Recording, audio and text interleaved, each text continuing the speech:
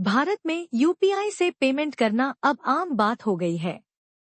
चाहे बड़ी दुकान हो या छोटी सी दुकान, हर जगह यूपीआई से पेमेंट करने का विकल्प मिल जाता है।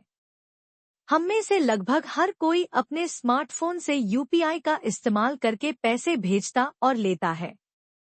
लेकिन कई बार हम सोचते थे कि यूपीआई से एक दिन में कितना पैसा भेजा जा सकता है। अब इस सवाल का जवाब मिल गया है। 16 सितंबर से यूपीआई से पेमेंट करने की सीमा बढ़ा दी गई है। यानी अब आप एक दिन में यूपीआई के जरिए पहले से ज्यादा पैसे भेज सकते हैं। आइए जानते हैं यह नया बदलाव क्या है और कैसे यह आपको फायदा पहुंचाएगा।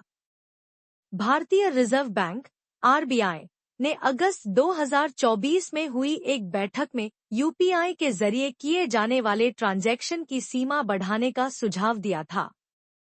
इसका मकसद था कि लोग अपने टैक्स, शिक्षा की फीस और अस्पताल के बिल जैसे बड़े खर्चों का भुगतान आसानी से यूपीआई से कर सकें। एनपीसीआई ने आरबीआई के इन निर्देशों का पालन करते हुए 16 सितंबर से इन सेवाओं के लिए यूपीआई की डेली लिमिट बढ़ाने का फैसला लिया है। इससे यूपीआई उपयोगकर्ताओं को बड़ी रकम ट्रांसफर करने की सुविधा मिल सकेगी। अब आप टैक्स भरने, स्कूल या कॉलेज की फीस जमा करने, अस्पताल के बिल चुकाने और आईपीओ इनिशियल पब्लिक ऑफरिंग्स में निवेश करने के लिए यूपीआई के जरिए 5 लाख रुपए तक का ट्रांजैक्शन कर सकते हैं। इसके अलावा आरबीआई की रिटेल डायरेक्ट स्कीम्स में भी यह सीमा लागू होगी। पहले यह संभव नहीं था, लेकिन अब इन महत्वपूर्ण सेवाओं के लिए बड़ी राशि ट्रांसफर करना आसान हो जाएगा। हालांकि यह बढ़ी हुई लिमिट हर तरह के यूपीआई ट्रांजैक्शन के लिए नहीं है। रोजमर्रा के दूसरे यूपीआई ट्रांजैक्शन के लिए अभी भी 1 लाख रुपए की डेली लिमिट लागू रहेगी।